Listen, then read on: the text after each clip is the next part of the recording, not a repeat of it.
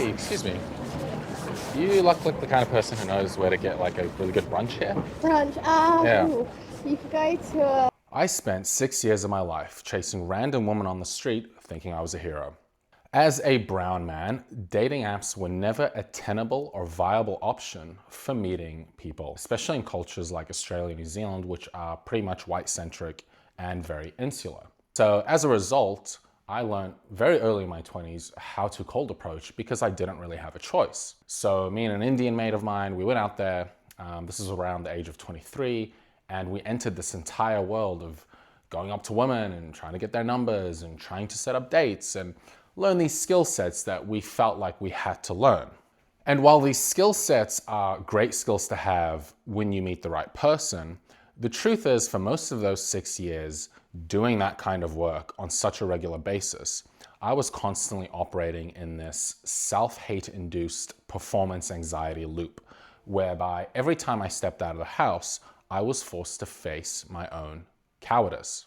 Because the truth is, once you get your first date, route, or relationship from cold approaching a stranger, you begin to realize that every attractive person that walks past you could be a potential girlfriend, could be a potential wife, or God forbid, a man want to raise a family in this day and age, a potential mother of your children.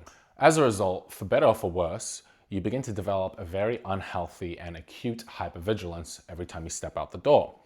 And you begin to measure your self-worth by the amount of women you approached in a day or in a week, the amount of times you were brave or the amount of times you choose to run away. Because ultimately, approaching a stranger is a terrifying thing. It's stepping into your edge.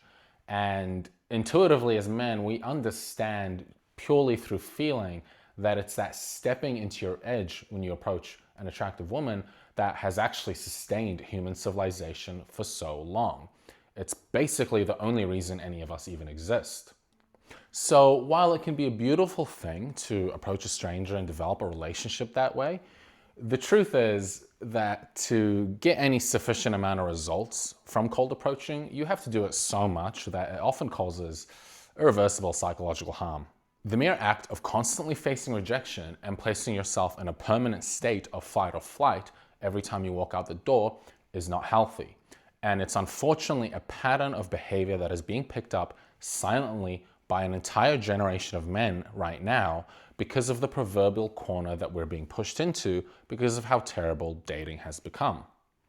I know these things because I've worked with dating coaches, I've spent time working as a quote-unquote dating coach, and I've seen firsthand the same really unhelpful and harmful behavior patterns and psychological wounds that I acquired repeating in so many of the clients that we had when I was doing that kind of work.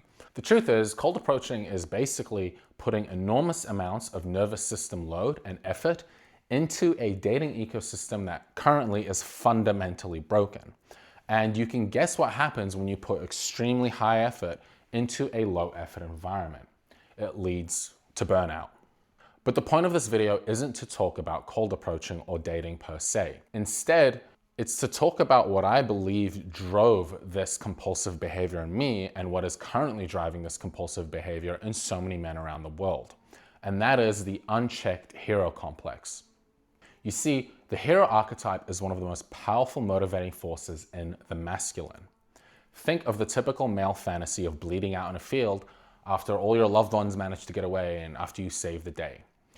There's a reason this story has been told in every tribe, community, and religion for eons. It's because it runs very deeply in the male psyche. And it's no coincidence that even in our modern godless and mythless society, we still teach bastardized forms of this hero story. The hero archetype has remained throughout human civilization for so long because it's meant to serve as a psychological map for the evolution of men. An evolution away from heroic and delusional grandeur to community-oriented stewardship and protection, the ultimate goal of men's self-evolution. But here's where modern stories get it wrong. You see, the real hero archetype or the real hero story involves ascension, defeat, collapse, disillusionment, reorientation, and then eventually rebirth. And we don't do a very good job these days of talking about that second part.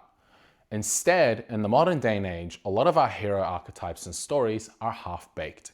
They show a guy get defeated or knocked down a little bit, and then he just picks himself back up again and wins the day. And this half-baked narrative is actually harmful to the psychological development and maturation of the male psyche. You see, actual transformation does not occur in men until they get to the disillusionment part. It's within that loss of sense of self and identity that men are forced to actually reorient towards a more mature and grounded version of reality, of how they relate to their own inner hero, of how they relate to their own inner desire to do good, because that's ultimately what drives the hero. In other words, a man needs to be wholly and completely defeated before he can reorient into the more mature version of himself. So it's in that defeat and in that disillusionment that the growth happens. And without that, men never evolve. We get stuck in the same repetitive loop of not learning from our lessons, of getting knocked down, picking ourselves back up, getting knocked down again, over and over and over without any actual change in ourselves and in how we relate to the world.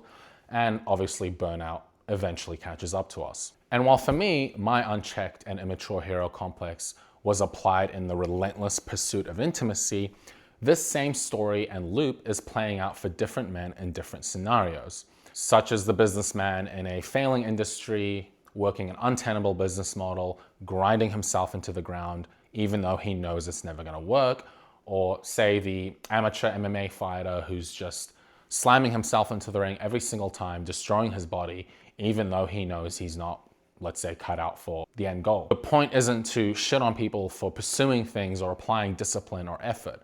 It's to actually illustrate that there is a broader picture here playing out that a lot of men aren't seeing, and it took me 6 years to learn this the hard way. So the truth is, while society loves to dunk on men in this day and age, men actually have a really admirable capacity for self-sacrifice and for stepping into the fire. It's innate in us. It's innate in who we are.